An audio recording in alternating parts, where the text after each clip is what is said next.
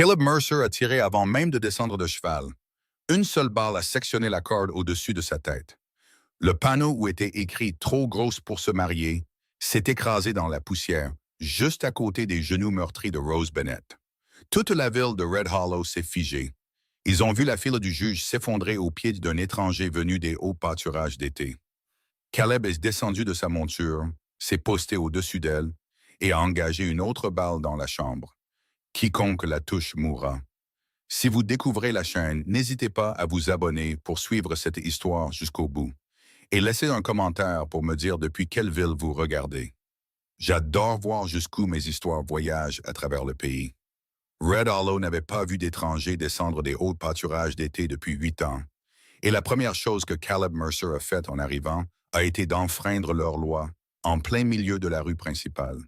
Il se tenait au-dessus de Rose Bennett, son fusil encore fumant, et la ville ne bougeait pas. Le juge Silas Harrow a été le premier à retrouver sa voix. Il s'est avancé sous l'auvent de son tribunal.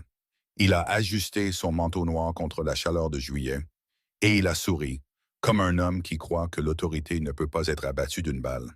« Ami, » a dit Harrow d'une voix douce et mesurée, « vous venez de vous ingérer dans une affaire de famille tout à fait légale. » Caleb ne l'a pas regardé.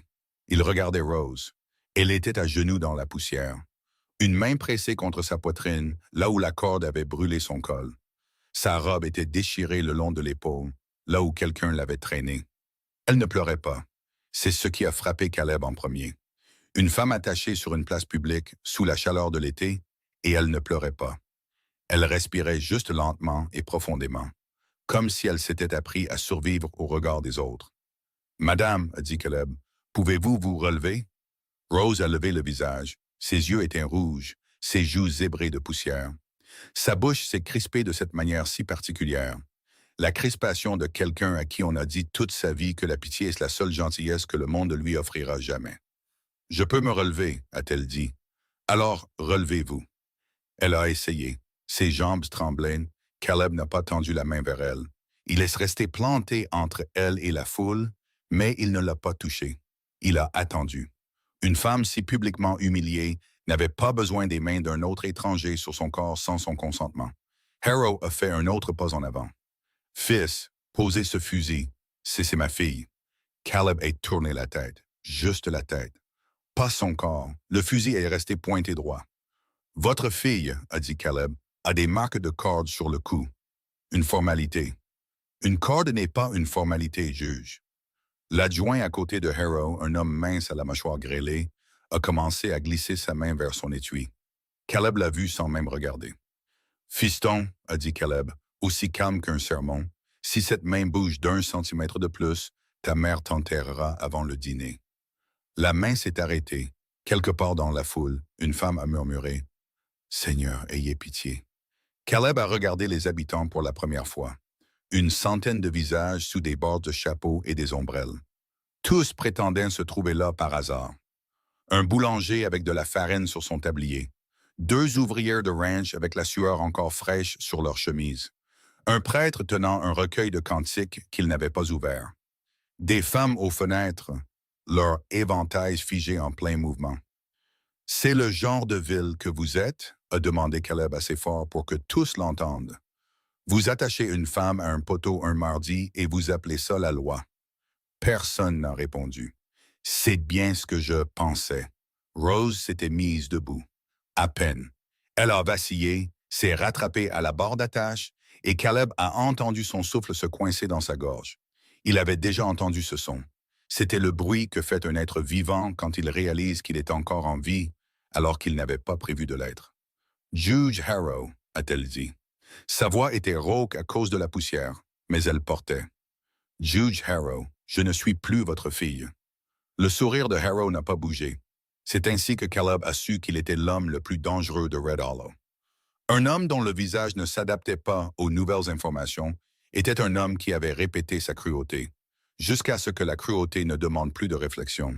« Rose, » a dit Harrow, « tu es malade, tu es confuse. Viens à l'intérieur et nous parlerons en privé. » Non. Rose. J'ai dit non. Sa voix s'est brisée sur le second non, mais son menton n'a pas baissé. Caleb s'est décalé d'un demi-pas sur le côté. pour que son épaule soit plus directement entre Rose et son père. Madame, a-t-il dit, mon cheval peut en porter deux. Si vous voulez venir avec moi, c'est maintenant. Si vous voulez rester, je resterai ici jusqu'au coucher du soleil. Mais je préférerais ne pas rester ici jusqu'au coucher du soleil. Il fait chaud et j'ai du bétail qui attend. Quelque chose en Rose s'est brisé à ce moment-là. Pas en larmes, mais en rire. Un rire court, étonné, à moitié sanglotant, parce qu'elle ne s'attendait pas à ce qu'un homme lui parle, comme si elle était une personne qui avait le droit de choisir. Le rire l'a tellement surprise que sa main s'est portée à sa bouche. « Je viendrai », a-t-elle dit. Rose buait. La voix de Harrow s'est faite plus tranchante pour la première fois. « Tu ne peux pas partir avec un inconnu. Je l'ai déjà fait, père. Chaque fois que je suis resté dans votre maison, je partais avec un inconnu. » La réplique a atterri dans la rue comme de l'eau froide sur un poêle brûlant. On pouvait entendre la ville siffler. « Merci », a dit Harrow. Caleb n'avait pas donné son nom. Harrow l'a dit quand même. Donc, pas un étranger alors. Caleb a laissé cela infuser dans la chaleur. « Oui, juge. Vous avez signé la tombe de votre frère une seconde fois. » Rose sentit le dos de Caleb se raidir. Pendant une demi-seconde, elle a cru qu'il allait faire demi-tour et tuer son père en pleine rue. Puis la raideur l'a quitté comme un souffle, et il est redevenu calme. Ce calme l'effrayait plus que la rage ne l'aurait fait. « Juge, a dit Caleb sans se tourner vers lui, vous avez signé la tombe de mon frère la première fois. Aujourd'hui, vous avez signé la vôtre. » Puis il est monté en selle. Il n'allait pas laisser son dos exposé à Red Hollow un instant de plus. Il s'est penché par-dessus l'épaule du cheval et a tendu son avant-bras plutôt que sa main. Un avant-bras est plus facile à saisir qu'une main quand une femme a honte de son propre poids. Une main peut glisser. Un avant-bras tient bon. Rose Bennett avait passé 26 ans à s'entendre dire que son corps était un fardeau, qu'aucun cheval ne porterait volontiers et qu'aucun homme ne soulèverait de son plein gré. Elle a regardé son avant-bras. Elle a regardé son visage. Son visage n'a pas bougé. Il n'a pas tressailli. Il ne la plaignait pas. Il attendait, simplement. « Utilisez le poteau, a-t-il dit. Montez, je vous tiens. » Elle laisse monter. Elle s'est installée derrière lui. Le cheval a bougé sous le poids combiné, s'est ajusté et est resté ferme. Caleb a fait claquer sa langue. L'animal s'est avancé dans la rue principale de Red Hollow d'un pas tranquille. Car un homme qui court a l'air coupable, et un homme qui flâne a l'air sûr de lui. Et Caleb Mercer avait l'intention d'avoir l'air sûr de lui, même si ses mains tremblaient sur les rênes. Rien dans les 26 années de moquerie de Rose ne l'avait préparé au silence qu'elle traversait. Le boulanger ne parlait pas. Le prêtre ne parlait pas. Les femmes aux fenêtres ne parlaient pas.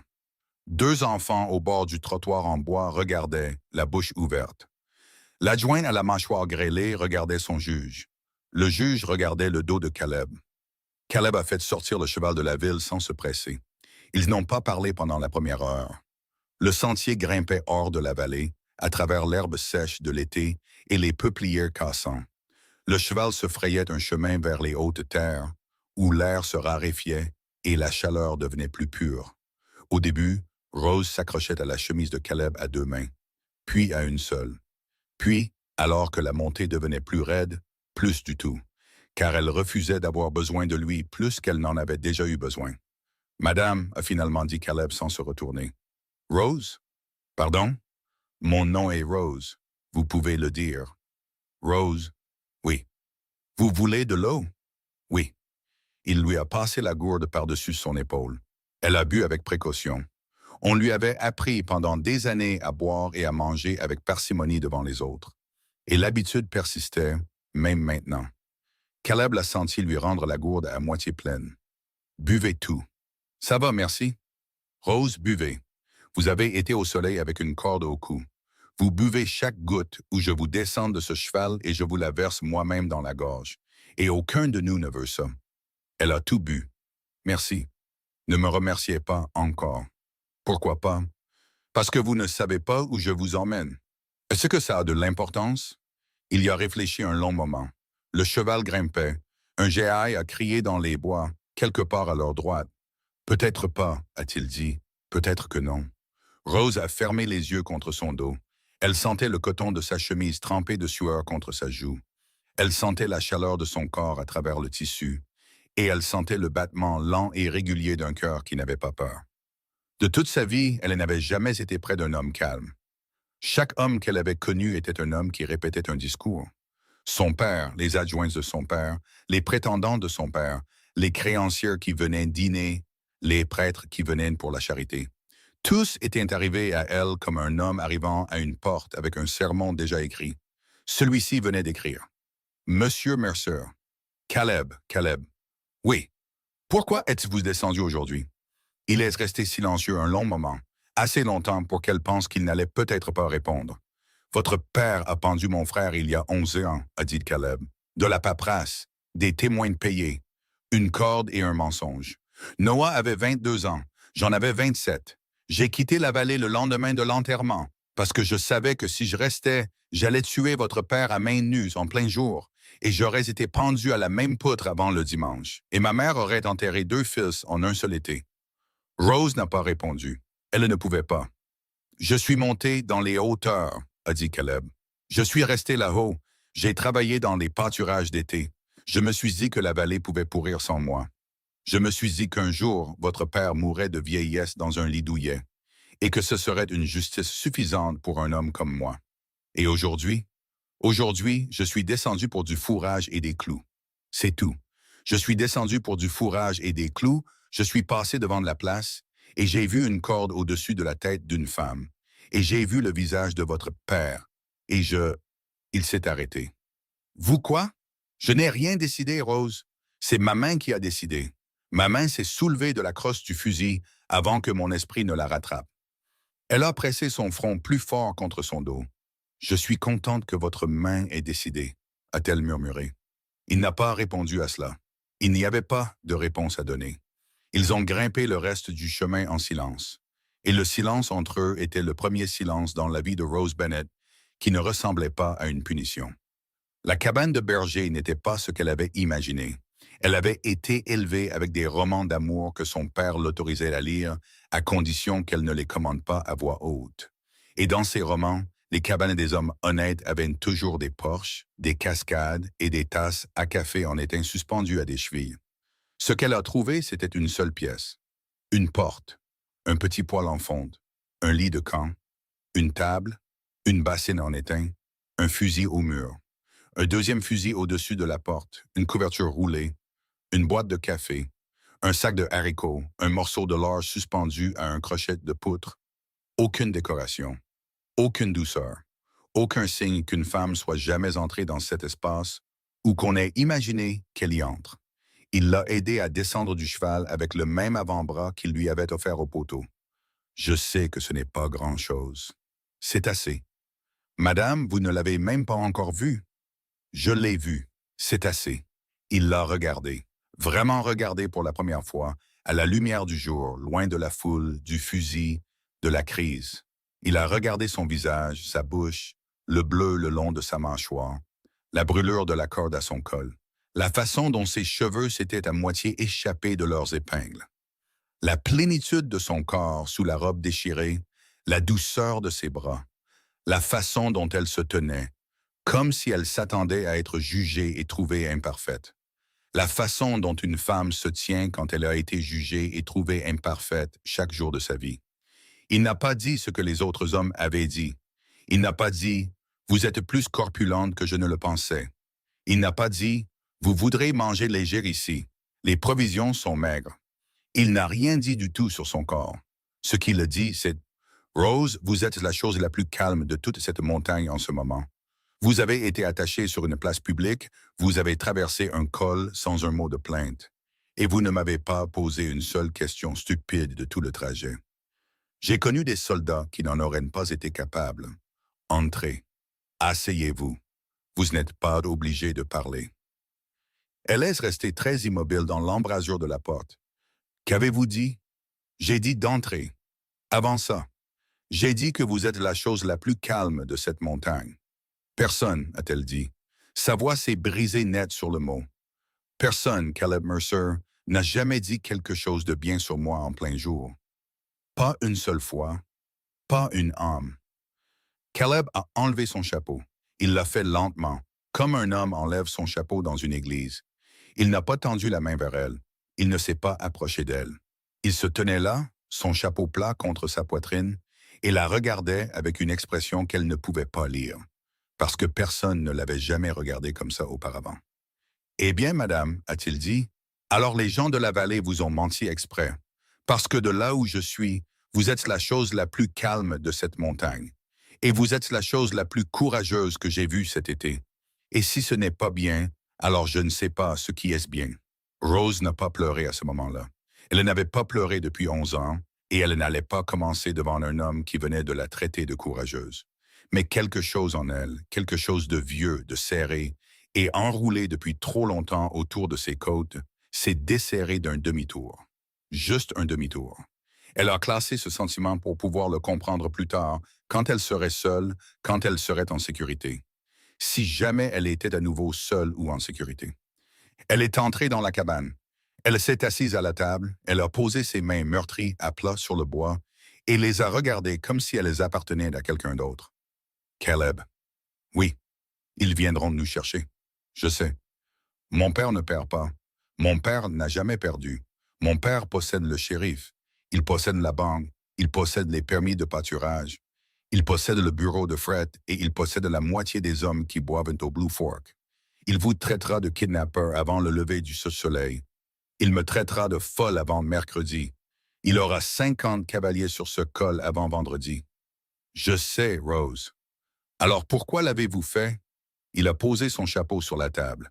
Il s'est assis en face d'elle. Il n'a pas répondu tout de suite. Et quand il a répondu, il a parlé comme un homme qui a pris une décision, à la manière d'un forgeron, lent, chaud et final, comme le fer. Parce qu'il y a 11 ans, une femme sur cette même place a supplié la ville de dépendre mon frère. Et pas un seul homme ne s'est avancé. Pas un seul. Pas un boulanger, pas un prêtre, pas un adjoint, pas un homme. Cette femme, c'était ma mère, Rose, et elle est rentrée chez elle en traversant cette place, seule avec les bottes de son fils dans les bras. Et elle est morte cet hiver-là, sans prononcer 3 phrases d'affilée. Et j'ai juré sur sa tombe que la prochaine fois que je verrais une corde dans cette ville, je la couperais. Je ne savais pas à qui appartiendrait la corde. Peu importe, j'allais la couper. La gorge de Rose s'est nouée, et vous avez coupé la mienne. J'ai coupé la vôtre. Vous ne connaissiez même pas mon nom, Caleb Mercer. Pas besoin de connaître un nom pour couper une corde. Ils sont restés longtemps dans ce silence. Dehors, le soleil avait commencé sa lente descente vers la lisière des arbres.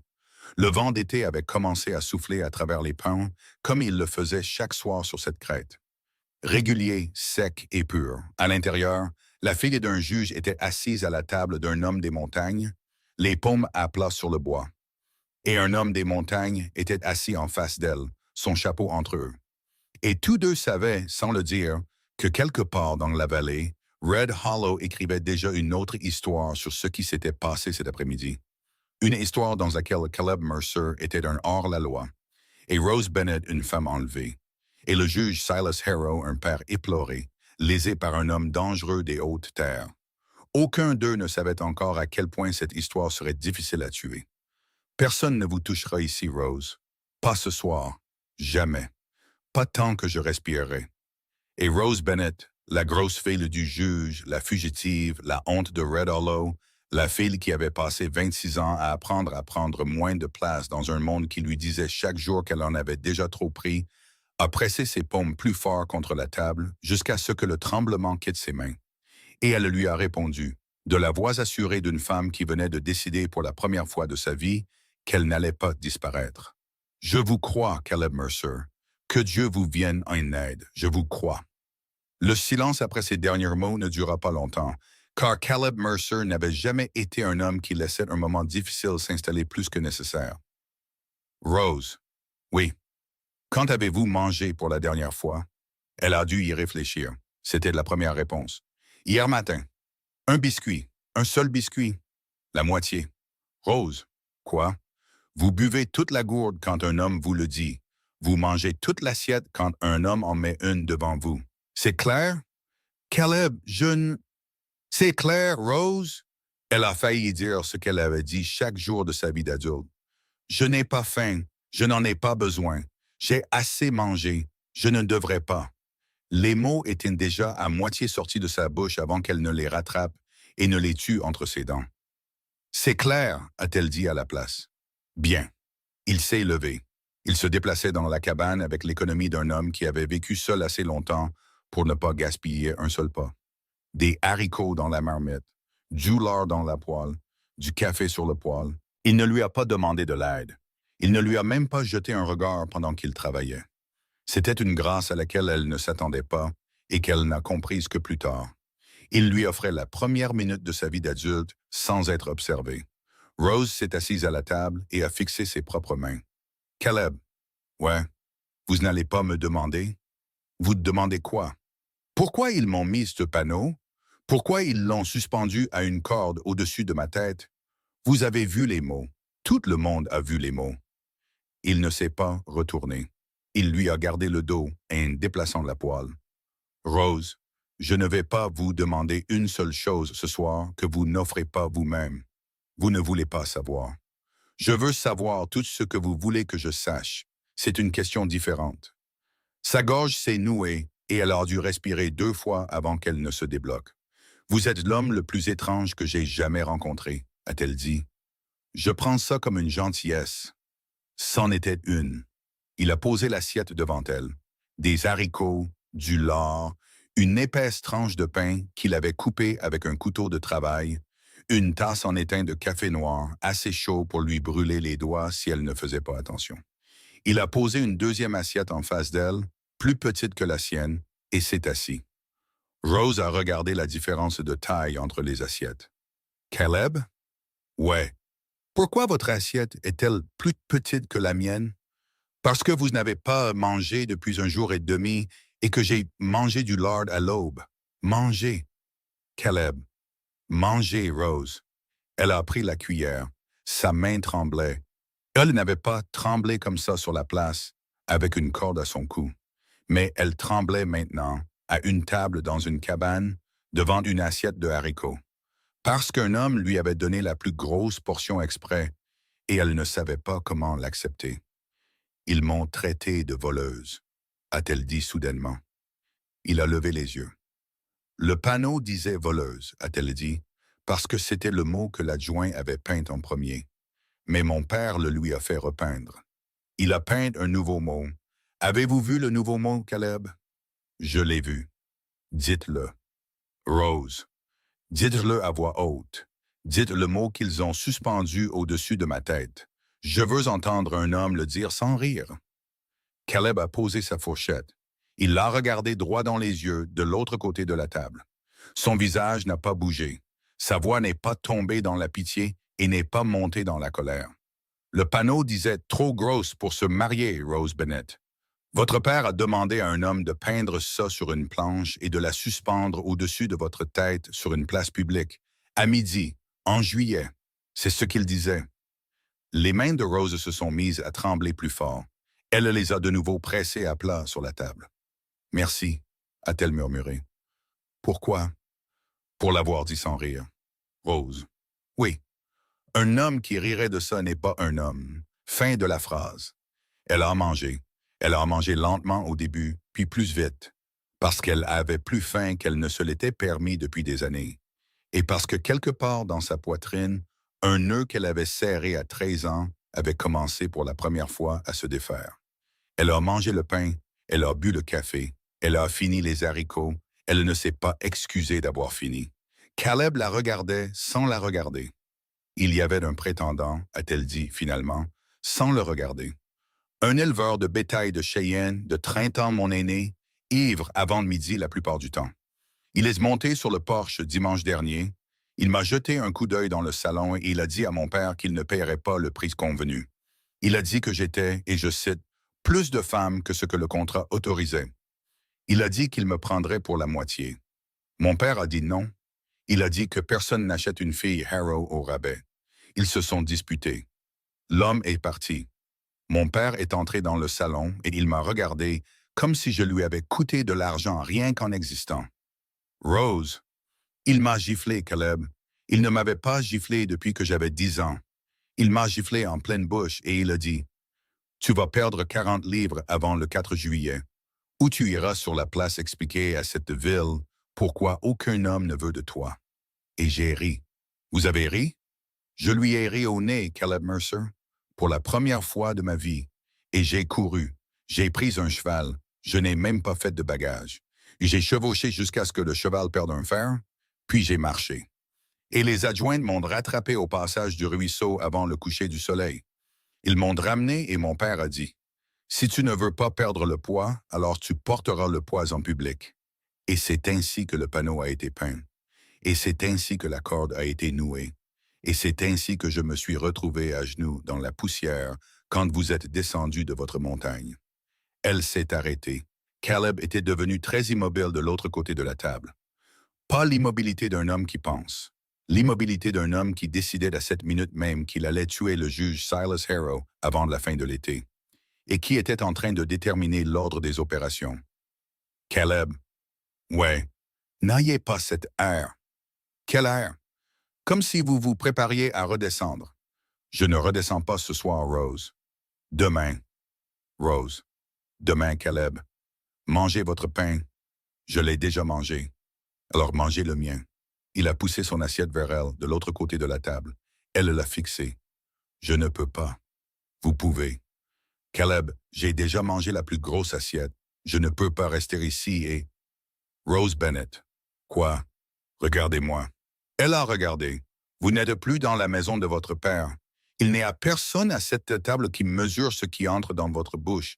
J'ai coupé ce pain. Je l'ai cuit il y a 3 jours dans ce poêle. Il est à moi, je peux le donner. Vous êtes mon invité. Vous mangez ce que je mets devant vous et vous ne vous excusez pas pour la forme de votre propre faim. Ni ce soir, ni jamais. C'est clair? Rose a pris le deuxième morceau de pain. Elle ne l'a pas remercié. Elle l'avait déjà trop remercié. Elle l'a juste mangé lentement, comme une personne mange une chose qui lui a été interdite. Et quand elle a eu fini, elle a reposé le quignon de pain sur l'assiette. Elle a levé les yeux vers l'homme en face d'elle et a dit, « Caleb Mercer, pourquoi m'avez-vous porté jusqu'à cette montagne sans regarder mon corps une seule fois? » Il n'a pas répondu pendant un long moment. « Parce que vous le regardiez assez pour nous deux, Rose. Vous n'aviez pas besoin de mes yeux sur vous en plus. » Sa bouche s'est ouverte. Elle est restée ouverte pendant 3 bonnes secondes. « Ça, a-t-elle dit, c'est la première fois qu'un homme dit quelque chose de prévenant sur mon corps sans que ça ne parle de mon corps. Eh bien, madame, ce n'était pas difficile. Je suppose que la barre a été placée bas par les hommes que vous avez connus. » Elle l'a été. Je m'en doutais. Il s'est levé de table. Il a porté les assiettes à la bassine. Il ne l'a pas laissé proposer de les laver. Il les a lavées lui-même, rapidement et avec habitude, et les a mises à sécher. Et il a fait tout cela en lui tournant le dos. Parce qu'il savait, une partie de lui, celle qui avait été un frère avant tout, qu'elle avait besoin d'une autre minute sans être observée. Puis il a dit sans se retourner, « Vous êtes la plus belle chose qui soit montée sur cette montagne en 11 ans, Rose Bennett. Et je ne dis pas ça pour vous flatter. Je le dis parce que c'est un fait, et je ne dis pas de mensonges dans ma propre maison. Rose n'a pas pleuré. Elle s'était promis il y a des années de ne jamais pleurer là où un homme pourrait la voir. Mais une seule larme a quand même quitté son œil. Elle a coulé sur sa joue sans sa permission et a atterri sur le dos de sa propre main, là où elle pouvait la voir et lui non. Caleb. Ouais. Ne redites pas ce genre de choses ce soir. Je ne suis pas prête à l'entendre 2 fois. D'accord, Rose. Demain peut-être. Demain alors. Peut-être. Peut-être. Et c'est ainsi que la première nuit s'est passée. Il lui a donné le lit de camp. Il a pris le sol près du poêle avec une seule couverture roulée et son fusil sur les genoux. Et quand elle a protesté, il a montré la porte et a dit « Un homme prend le sol entre une femme et une porte. Rose. » Et c'est la fin de cette phrase.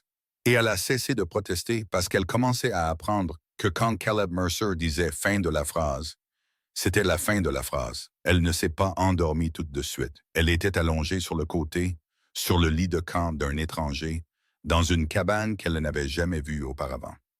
Elle écoutait la respiration d'un homme qu'elle connaissait depuis moins de 10 heures, et elle a compris, dans le noir, qu'elle était plus en sécurité dans cette pièce qu'elle ne l'avait jamais été dans la maison de son père.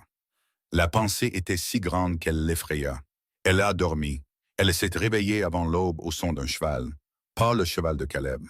Un cheval différent, montant le sentier d'un pas régulier, comme un homme qui sait qu'il est attendu. Rose s'est assise. Caleb était déjà sur ses pieds. Il n'avait pas dormi. Elle l'a compris tout de suite. La couverture était pliée, le fusil était déjà dans ses mains et ses bottes étaient chaussées. Il a levé un doigt vers elle. Elle a hoché la tête. Il a entrouvert la porte. « C'est toi, Voss ?» Une voix à l'extérieur, plus âgée, graveleuse. Il n'y a personne d'autre d'assez stupide pour monter ce col avant le lever du soleil, Mercer. Entre doucement. Toujours. La porte s'est ouverte. Un homme est entré. Rose lui a donné 60 ans. Mince comme du vieux bois de carrière, avec un insigne qui n'en était pas tout à fait un, épinglé à l'intérieur du rabat de son gilet. Là où un homme de loi en épinglait un autrefois, et ne le pouvait plus. Ses yeux se sont posés sur Rose. Ils y sont restés environ 1 seconde, assez longtemps pour confirmer. Pas plus, un homme avec des manières. « Madame, monsieur, je m'appelle Gideon Voss. Je portais une étoile à Red Hollow. Plus maintenant, je connais assez bien votre père pour souhaiter que ce ne soit pas le cas. Nous sommes deux, monsieur Voss. » Le vieil homme a souri à cette réplique, un rapide étirement au coin de sa bouche, puis son visage est redevenu sérieux. « Merci, Voss. Tu as 6 heures, peut-être 8. » Caleb a posé le fusil contre le mur. « Raconte. » Le juge a fait rédiger un mandat d'arrêt hier soir à la lueur de la lampe. Enlèvement, vol de cheval, agression d'un officier de la paix. Ton nom sur les 3. La récompense est déjà affichée. 150 $ pour toi vivant, 200 morts, et le juge n'est pas difficile sur le choix. 200. 200. Il a agi vite. Il a agi comme un homme qui attend depuis 11 ans pour agir. Caleb a encaissé l'information. Son visage n'a pas changé. Et la fille? Voss a jeté un coup d'œil à Rose. « Madame, je suis désolé de le dire. » Dites-le. Il a aussi publié un avis sur vous. Seulement, ce n'est pas un mandat, c'est un avis. Il dit que vous avez été enlevé par un homme dangereux et que vous n'avez pas toute votre tête. Il dit que tout homme qui vous ramènera aux soins de votre père avant vendredi au coucher du soleil recevra 50 $ et les remerciements du tribunal. Les mains de Rose sont devenues froides sur la couverture. 50? 50. Il m'a estimé à 50 $. Madame, je ne pense pas qu'il vous ait estimé. Je pense qu'il vous a mis un prix. Rose a ri. C'était un rire court, plat, laid, et il est sorti d'elle avant qu'elle ne puisse l'arrêter. 50 $, a-t-elle dit, pour livrer une femme grosse et folle à un père éploré. Seigneur, Seigneur du ciel, il va avoir tous les ivrognes de 3 comtés sur ce col d'ici mercredi. Oui, madame. Chacun d'eux pensant que 50 $ leur achèteront un hiver. Oui, madame. Caleb. Ouais. Nous ne pouvons pas rester ici. Je sais. Il connaît cette cabane. Je sais. Il connaissait le nom de ton frère sur la place hier. Il te l'a dit. S'il te connaît, il connaît cette cabane. Et s'il connaît cette cabane, il l'a dit à un adjoint. Et s'il l'a dit à un adjoint, cet adjoint l'a dit à une selle. Et cette selle est en train de monter ce sentier en ce moment même avec un fusil qu'il ne peut pas se permettre de négliger. Caleb l'a regardé. Voss l'a regardé. Les 2 hommes sont restés silencieux pendant un temps qui s'est étiré assez longtemps pour signifier quelque chose. Voss, a dit Caleb. Ouais. Comment la fille du juge a-t-elle appris à penser comme ça? Mercer, a dit Voss, ça fait 9 ans que j'essaie de te le dire. Cet homme a fait peur aux mauvais enfants. Rose a rougi. Le compliment a mal atterri parce qu'il était vrai. J'ai grandi dans sa maison, monsieur Voss. J'ai entendu toutes les conversations qu'il pensait que j'étais trop stupide pour comprendre. Je sais quels adjoints il possède et lesquels il loue. Je sais que le contremaître du bureau de fret garde son registre dans un faux tiroir derrière la boîte à charbon. Je sais que la femme du prêtre reçoit un paiement discret chaque trimestre pour se souvenir des choses comme mon père lui dit de s'en souvenir. Je sais où il garde les papiers de tutelle de 3 autres filles en plus de moi. Je sais. Elle s'est arrêtée. Les 2 hommes la dévisageaient maintenant. « Quoi » a-t-elle dit. « Rose » a dit Caleb. « Quoi » ? « Tu viens de lister assez de choses pour faire pendre ton père 2 fois. »« Je sais. »« Rose. »« Je sais, Caleb. »« Pourquoi n'as-tu jamais dit un mot de tout ça à personne? » Elle a ouvert la bouche, l'a refermée, l'a rouverte. « Parce que jusqu'à hier après-midi, a-t-elle dit.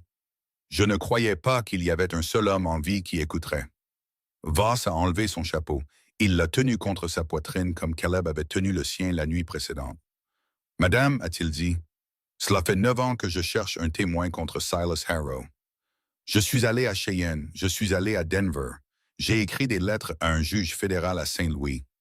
J'ai mis mon propre nom sur papier 3 fois distinctes. Et chaque fois, absolument chaque fois, il m'a manqué un témoin. Parce que votre père est prudent et parce que les gens qui savaient étaient soit achetés, soit enterrés. Madame, Mademoiselle Bennett, Rose, si vous me dites ce que je pense que vous me dites, je le dis. Alors nous n'allons pas vous chercher sur cette montagne. Non.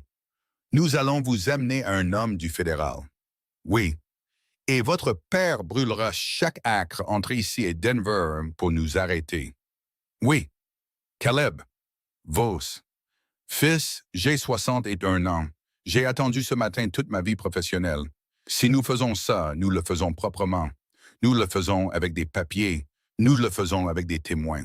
Nous ne transformons pas ça en fusillade. Parce qu'à la minute où ça devient une fusillade, Harrow gagne l'histoire. Et l'histoire est la seule chose qui compte une fois que la fumée se dissipe. Compris. Nous l'amenons à la ligne de Cheyenne d'ici dimanche. Dimanche, c'est serré. Dimanche, c'est ce que nous avons. Un marshal fédéral nommé Hollis passe par Cheyenne lundi matin. Après ça, il est parti pour 6 semaines. Après 6 semaines, Harrow aura signé son contrat ferroviaire. Et après cette signature, toute cette conversation ne sera plus que des histoires de feu de camp. Dimanche, nous aurons besoin du registre. Nous aurons besoin du registre. Rose sentit son estomac se nouer. Le registre, a-t-elle dit. Rose, tu viens de nous dire où il est. Faux tiroir derrière la boîte à charbon, bureau de fret. Oui. Alors nous en avons besoin. Oui. Oui, Caleb, je vous y emmènerai. Je connais le chemin. Je connais les horaires du contremaître. Je sais quelle fenêtre ne se verrouille pas. Et je sais quelle latte du plancher dans le couloir arrière grince. Et je sais quel chien à la porte est aveugle d'un œil. Et je sais de quel côté passer parce que j'ai grandi dans cette ville. Et j'ai grandi en regardant un homme transformer une ville en cage. Et je mesure cette cage avec mes yeux depuis que j'ai 10 ans. Et je peux la parcourir dans le noir. Caleb a posé le fusil sur la table. Il l'a regardé longuement. Rose Bennett. Oui. Rappelle-moi de ne jamais me mettre de ton mauvais côté. Caleb Mercer, vous êtes déjà du mauvais côté du seul homme de cette vallée dont j'ai jamais eu peur. C'est le seul mauvais côté qui compte.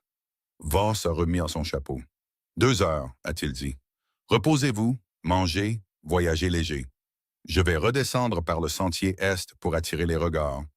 Mercé, tu la descends par le lacet nord au crépuscule. On se retrouve à la fourche du ruisseau à minuit.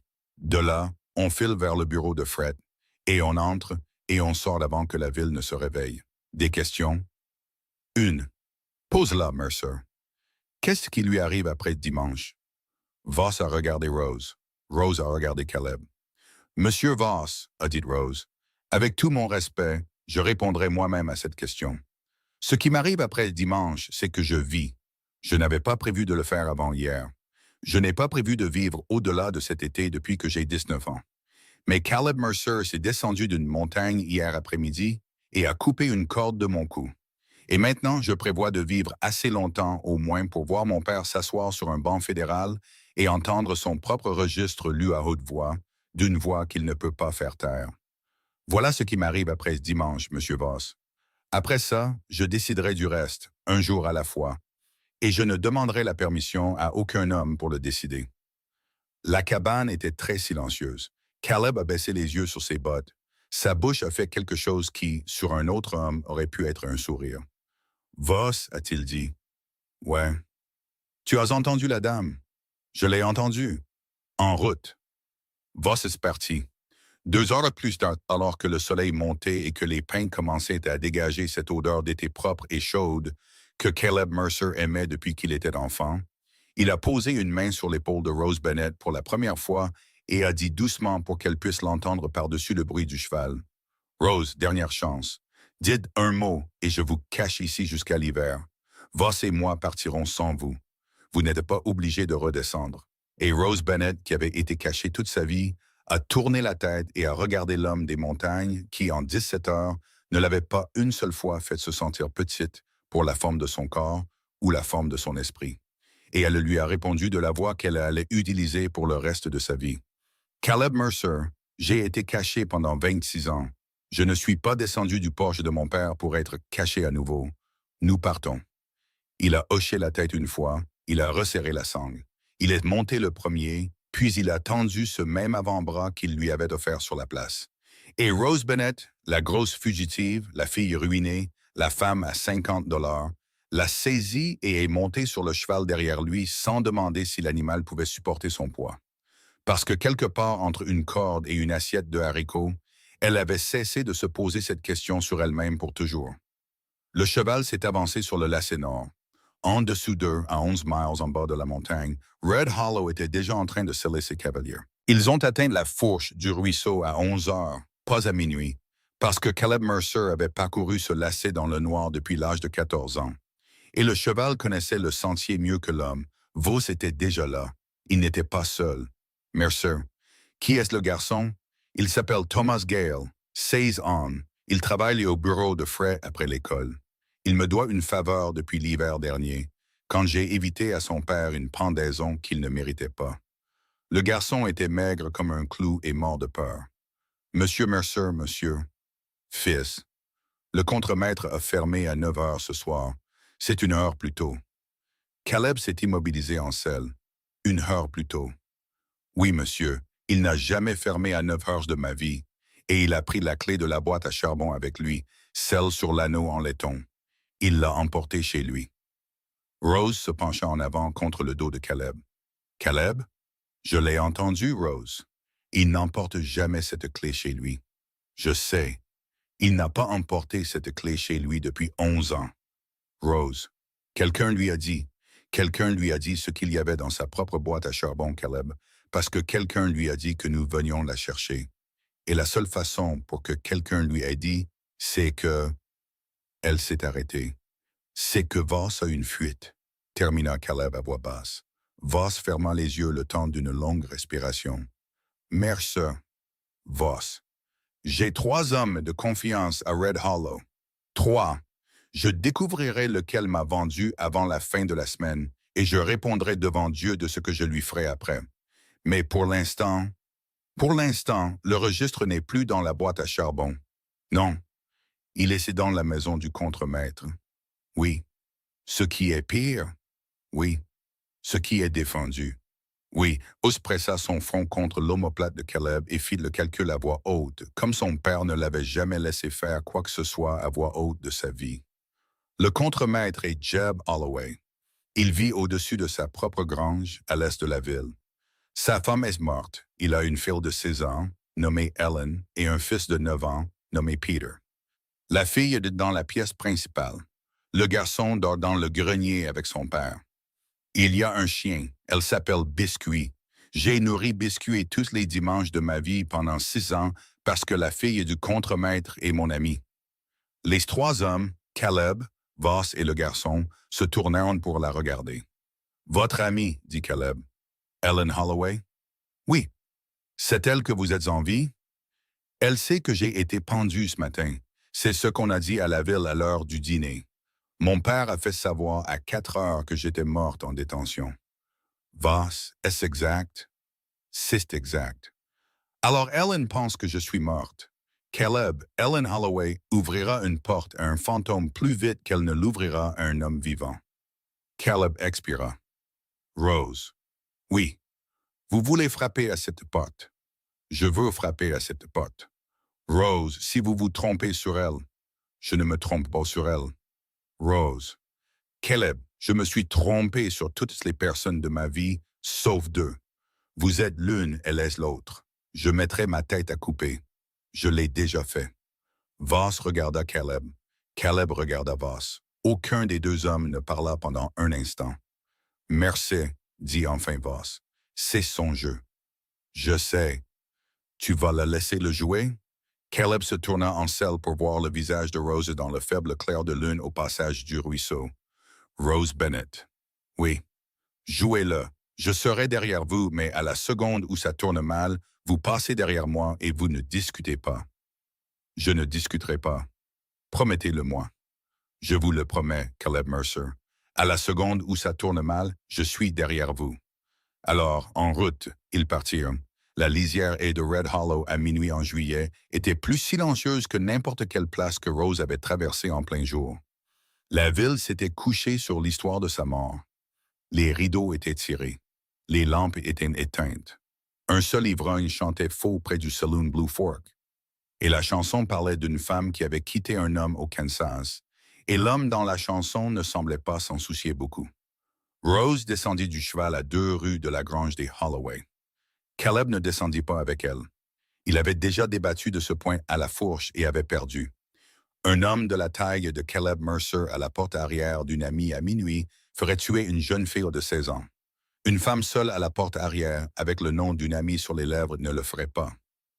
Rose, je sais. 10 minutes. 10 minutes. Si vous n'êtes pas de retour dans 10 minutes, je défonce cette porte et il n'y aura plus de porte. Je sais. Rose est ici. Oui. Allez-y.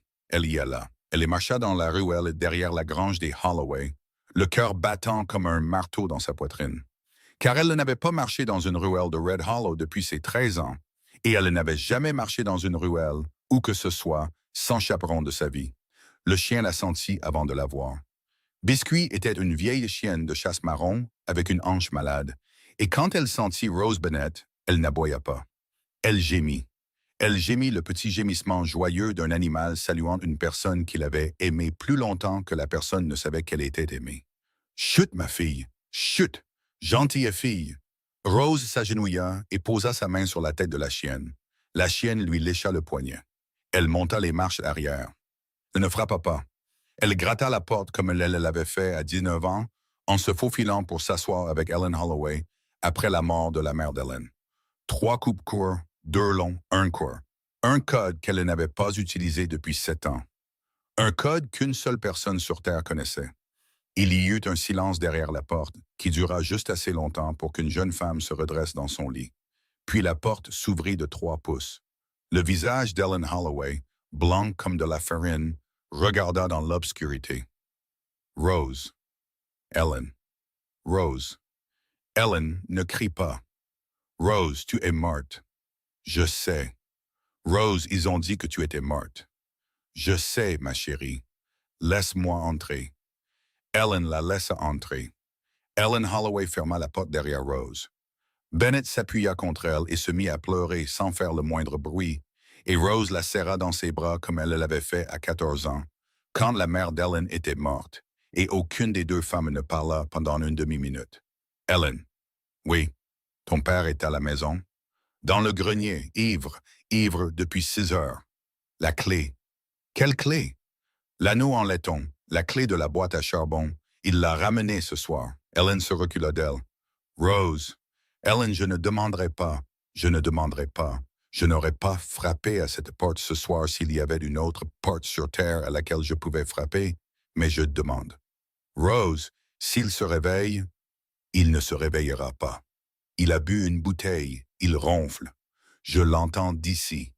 Ellen, ma chérie, la clé. Ellen la fixa pendant 3 longues secondes. Puis Ellen Holloway, 16 ans, orpheline de mère, fatiguée, effrayée, et en colère d'être fatiguée et effrayée, se dirigea vers l'âtre, souleva une brique lâche du mur intérieur de la cheminée, en sortit un anneau en laiton avec une seule clé et le tendit à Rose Bennett sans un mot. Ellen. Ne me remercie pas, Rose. Ellen, je dois te remercier. Non, prends-la, c'est tout. Et Rose? Oui. Quand tu reviendras d'où que tu ailles et tu vas revenir, viens me trouver, parce que j'ai des choses à te dire. Sur mon père, sur ton père, sur ce qu'ils écrivent dans ce registre depuis 6 ans. J'en ai lu des morceaux, Rose. J'en lis des morceaux depuis que j'ai 12 ans, et j'attendais quelqu'un d'assez vivant pour le dire. Et je pensais que la seule personne assez vivante était morte, et maintenant, elle n'est pas morte, et je ne la laisserai pas quitter cette ville sans me promettre qu'elle reviendra. Rose prit le visage d'Ellen Holloway entre ses 2 mains. Je reviendrai. Promets-le-moi. Je te le promets, Hélène. Sur quoi?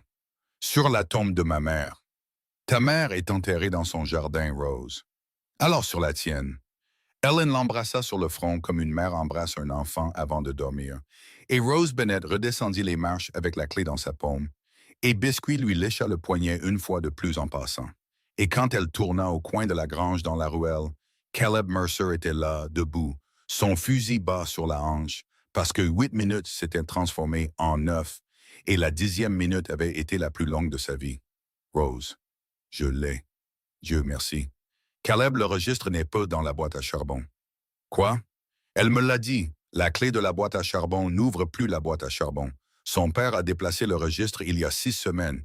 Il est sous la latte du plancher du bureau du contremaître à la maison de Fred, 3e latte à partir du poêle.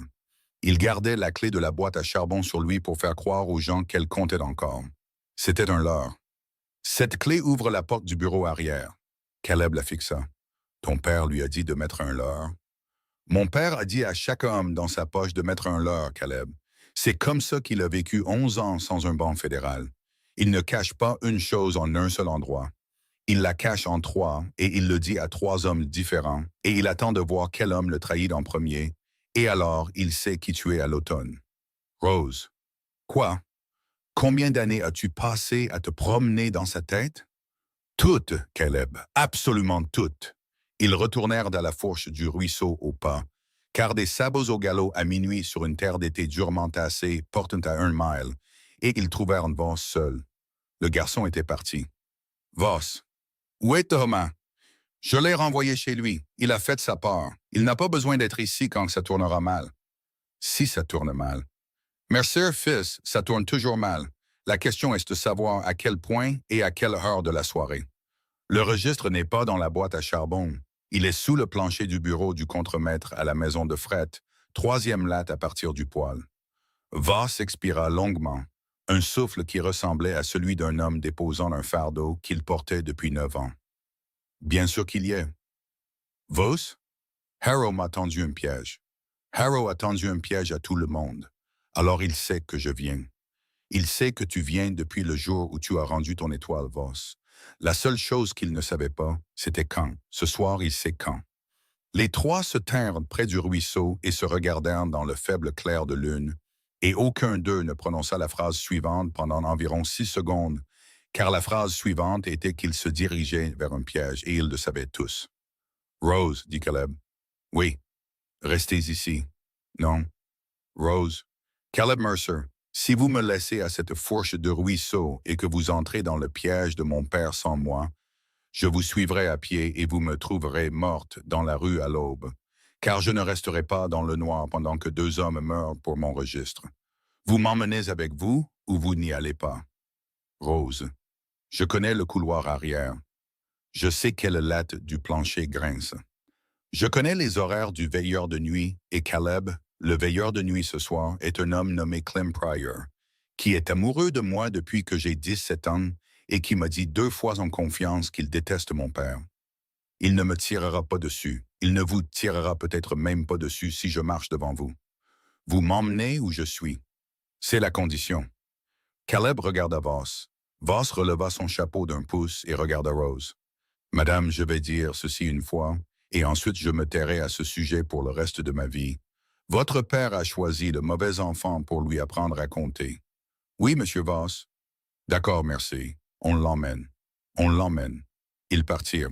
Le bureau de Fred se trouvait à la lisière nord de Red Hollow, avec une large cour de chargement et 2 lanternes allumées à la porte d'entrée, ce qui signifiait que la porte d'entrée était surveillée et que la porte arrière ne l'était pas, ce qui était exactement le genre de confiance que Silas Harrow aimait afficher. Rose entra la première. Elle traversa la cour au clair de lune, seule, la clé dans sa paume, et elle ne se pressa pas, car elle n'était jamais rentrée seule à minuit de sa vie. Et personne qui guettait un fantôme ne guettait une femme qui marchait comme si elle était chez elle. Clem Pryor était sur la marche arrière avec un fusil sur les genoux. Mademoiselle Rose? Clem. Il se leva. Il ne leva pas le fusil. Mademoiselle Rose. Clem, je ne suis pas morte. Je vois ça, mademoiselle. Mon père a menti. Je sais qu'il a menti, mademoiselle. Je sais qu'il a menti sur presque tout depuis environ 4 ans maintenant. Je n'ai juste jamais pu le prouver. Et un homme sans preuve n'a aucun droit de traiter un autre homme de menteur dans cette ville. Clem? Oui, mademoiselle. Je suis ici pour la preuve. Clem Prior, 24 ans, veilleur de nuit amoureux d'une femme à qui il n'avait jamais dit qu'il l'aimait, regarda Rose Bennett au clair de lune, sa robe encore déchirée à l'épaule à cause de la corde du matin, et il posa son fusil sur la marche à côté de lui. Troisième latte à partir du poêle, mademoiselle Rose. Clem, je connais cette latte depuis 6 mois, mademoiselle. Je n'ai pas dit un mot à âme qui vive. J'attendais. Savez-vous ce que j'attendais, mademoiselle? Non. J'attendais quelqu'un avec une meilleure raison que la mienne de l'ouvrir. Rose posa sa main sur son épaule pendant une seconde, et elle ne dit rien parce qu'il n'y avait rien à dire, et elle entra. Caleb contourna le mur arrière avec le fusil bas. Il vit Clem sur la marche. Il leva le fusil à mi-hauteur. Clem leva les 2 mains en l'air. « Monsieur, je ne suis pas là. Je ne vous ai pas vu. Je vais aux latrines pour 10 minutes. Et si j'entends une latte se soulever d'un plancher, je n'entends rien. » Fils, monsieur. Votre nom? Clem Prior, monsieur. Prior, partez d'ici ce soir et ne revenez pas dans cette courée. Pas demain, pas de la semaine prochaine. Quittez ce travail au lever du soleil et partez pour Denver et ne regardez pas en arrière. Vous me comprenez? Oui, monsieur. Parce que quand ça éclatera, cette cour brûlera et l'homme qui surveille la marche arrière sera pendu pour ça, qu'il ait été aux latrines ou non. Oui, monsieur. Merci, monsieur. Clem Prior s'éloigna du bureau de Fred dans sa 24e année, et Rose Bennett ne savait pas, alors qu'elle soulevait la 3e latte du poêle avec un couteau de travail que Caleb lui avait mis dans la main, qu'elle reverrait Clem Prior à Denver dans 2 ans, dans un tribunal fédéral, et qu'il porterait un véritable insigne et non un insigne de location. La latte se souleva, le registre était là, il était plus épais qu'elle ne l'avait imaginé, en cuir marron, taché d'eau au coin. Le monogramme de son père était gravé sur le devant dans une lettre de la taille de son ongle. Elle ne l'ouvrit pas, elle n'en avait pas besoin. Elle l'enveloppa dans le sac en toile que Voss lui avait donné. Elle noua le sac 2 fois et elle ressortit dans la cour avec le poids de 9 ans de péché de son père contre sa poitrine. Caleb lui jeta un coup d'œil. « C'est ça? C'est ça hier. On y va, on y va. » Et puis, de l'avant du bâtiment, à travers les murs en bois, à travers la nuit d'été calme, vint un son qui les figea tous les 3. Une allumette qu'on craque, une seule allumette. Et la voix d'un homme calme comme un dimanche, disant « Bonsoir, Gideon. Je me demandais combien de temps ça te prendrait. » C'était le juge Silas Harrow. Il était sur le porche avant de son propre bureau de fret à 1 heure du matin, en manteau noir en juillet, et il les attendait. « Voss, souffla Caleb. Je l'entends. Rose. Oui. Derrière moi. Caleb. Derrière moi, Rose. » Elle passa derrière lui, la voix de Harrow à nouveau à travers le mur, ni élevée, ni pressée. « Gideon, je sais que tu es dans ma cour. Je sais que tu as ma fille. Je sais que le garçon Mercer est avec toi. J'ai 6 hommes autour de ce bâtiment et j'en ai un 7e sur le toit. Je ne te demanderai pas de sortir. Je te demanderai d'écouter. » Voss tira la manche de Caleb. « Mur arrière, porte de chargement. On sort par la porte de chargement et par-dessus la clôture dans le corral. Rose ne peut pas franchir cette clôture. Caleb, je peux franchir cette clôture. Rose. Caleb Mercer, je peux franchir cette clôture. Je vais franchir cette clôture. Regardez-moi la franchir. » Harrow parlait toujours. « Gideon, tu as 2 minutes pour envoyer ma fille par la porte d'entrée vivante. Si elle sort par cette porte dans 2 minutes, toi et le garçon Mercer pourrez partir. Je ne vous suivrai pas. Je vous donne ma parole sur le livre. Si elle ne sort pas dans 2 minutes, ce bâtiment brûle et j'expliquerai le matin qu'un fou des hautes terres a pris ma fille en otage et a mis le feu lui-même plutôt que de faire face à la justice. La ville me croira. La ville m'a déjà cru pour des choses plus difficiles. 2 minutes, Gideon, à partir de maintenant. » Caleb regarda Rose. Rose regarda Caleb. Et Rose Bennett, avec le registre de son père contre ses côtes et la main d'un homme des montagnes sur son coude, sourit dans le noir pour la première fois en 11 ans et dit, aussi doucement qu'une prière, « Caleb, il ne sait pas que j'ai le livre. » « Rose, il ne sait pas, Caleb. Il nous offre nos vies pour une fille. Il ne nous a pas offert nos vies pour un registre parce qu'il ne sait pas que le registre est sorti du plancher. Il pense que le plancher est toujours fermé. Il pense qu'il est en train de gagner. Rose. On y va. Rose. On y va maintenant, Caleb, pendant qu'il monologue encore. Il adore sa propre voix. Il parlera encore 90 secondes. On sort par l'arrière, par-dessus la clôture du corral, et on est dans le lit du ruisseau avant qu'il ne craque sa deuxième allumette. Voss était déjà en mouvement. Caleb attrapa la main de Rose. Rose. Oui. Si tu franchis cette clôture, je t'épouse à Denver. Caleb Mercer, tenez vos promesses en face de moi, pas dans mon dos. Rose. Bouge. Ils bougèrent. Caleb passa par-dessus la clôture du corral en premier. Voss passa en second. Rose Bennett, 26 ans, plus lourde que n'importe quelle femme du comté de son père, meurtrie au col, pieds nus dans ses propres bottes après avoir chevauché toute la journée, posa les deux mains sur la lisse supérieure d'une clôture de corral de 6 pieds et la franchit d'un seul élan net.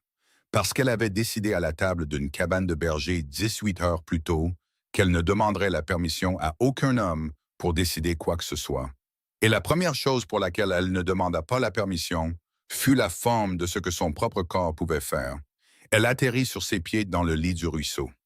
Derrière elle, du porche avant du bureau de Fred, vint le son d'une allumette craquée pour la deuxième fois et la voix lente et calme de Silas Harrow, commençant la phrase suivante d'un discours qu'il pensait que sa fille était encore à l'intérieur pour entendre. Il parlait encore quand la première flamme prit le bois sec de son propre quai de chargement, et le registre qui avait pendu son âme chevaucha vers le nord, hors de Red Hollow, sur le dos du cheval d'un homme des montagnes, avec son unique enfant vivant le serrant contre sa poitrine à deux bras et ne regardant pas en arrière.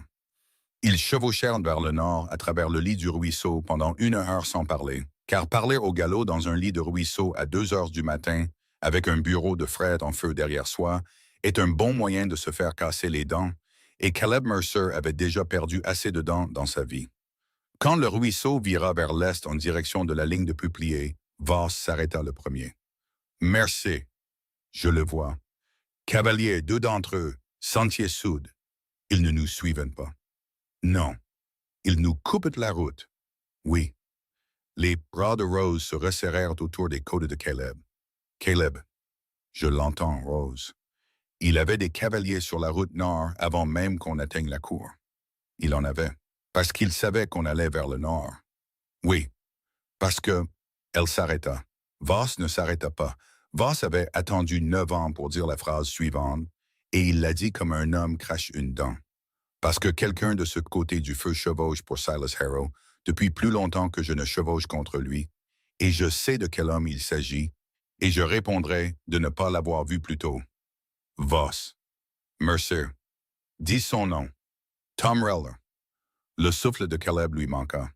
Tom Reller est l'homme qui tenait le bras gauche de ton frère à la pendaison, Mercer. Tom Reller est mon adjoint sur le papier depuis 4 ans. Tom Reller est l'homme que j'ai envoyé à Cheyenne en avril dernier avec une lettre pour le Marshal Hollis, qui n'est jamais arrivé sur le bureau du Marshal Hollis. Voss. Je sais. Voss. J'ai dit que je sais, Mercer. C'est toi qui l'as fait entrer.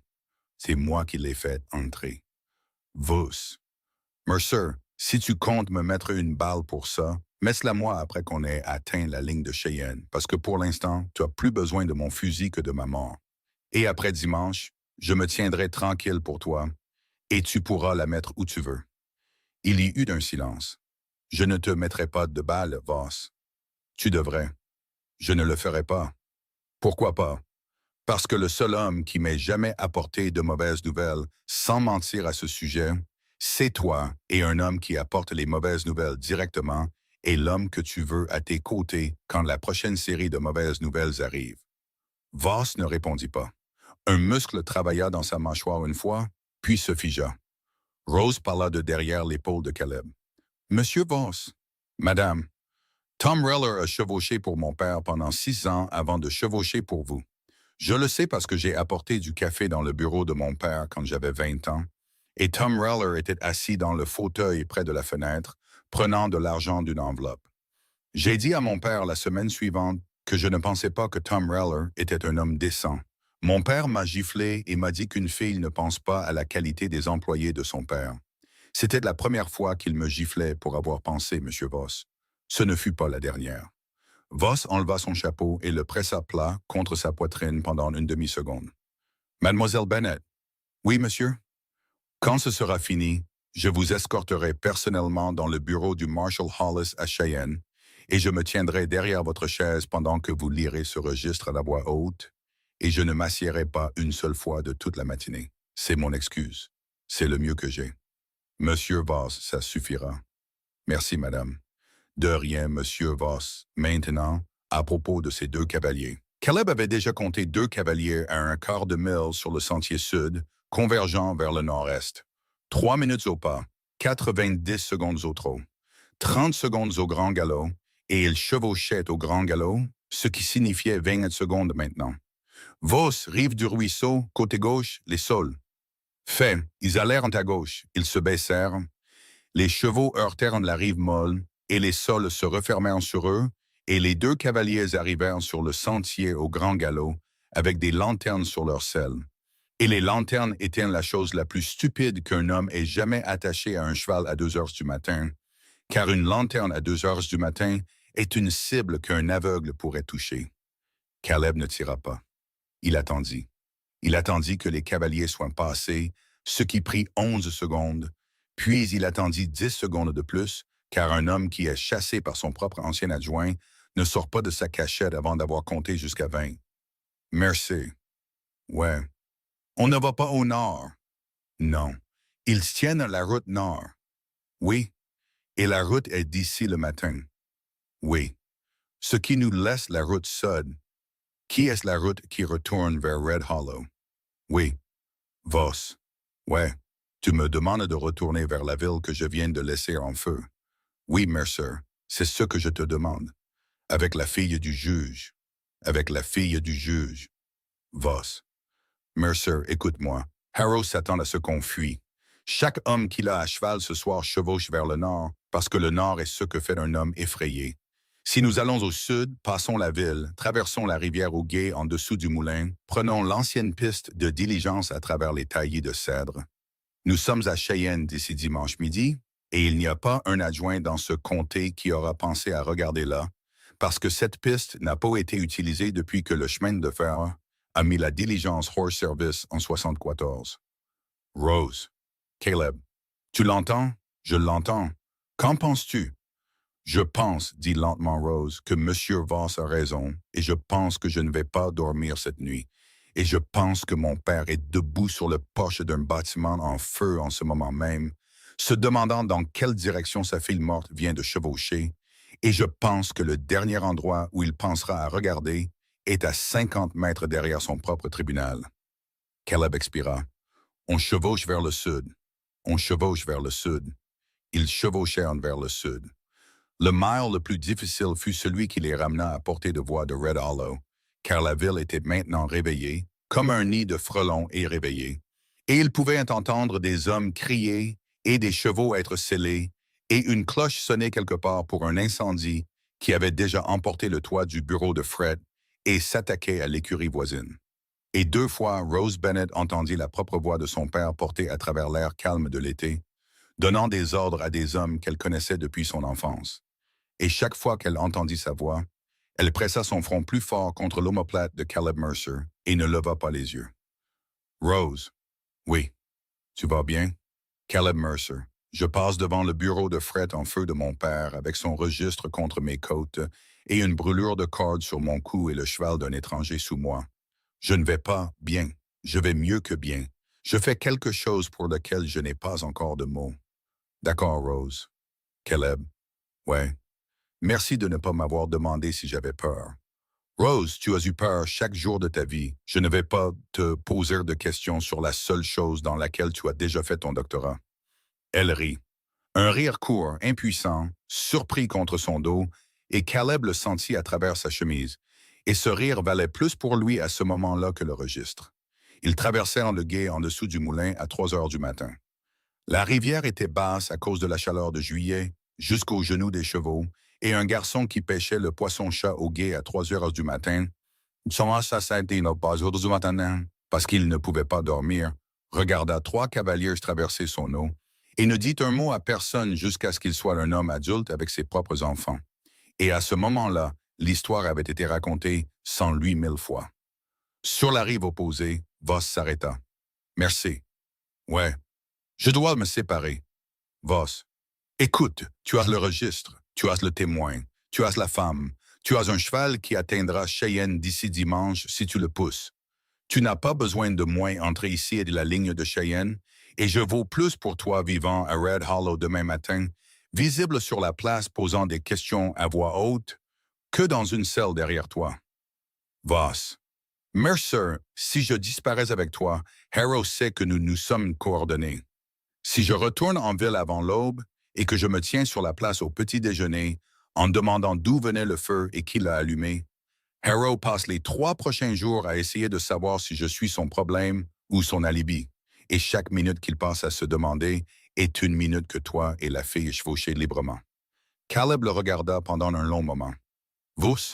Ouais, tu vas te tenir sur cette place demain et un homme va te tirer dessus. Peut-être, peut-être, mon œil. Merci. J'ai 61 ans. J'attends depuis 9 ans une raison de me tenir sur cette place sans étoile, et ce soir tu m'en as donné une. Si je prends une balle pour ça, la balle n'aura pas coûté cher. Voss. Va, Mercer. Voss. Va, fils. Caleb partit. Il ne se retourna pas vers le vieil homme au guet. Un homme ne se retournait pas sur Gideon Voss dans un moment comme celui-là.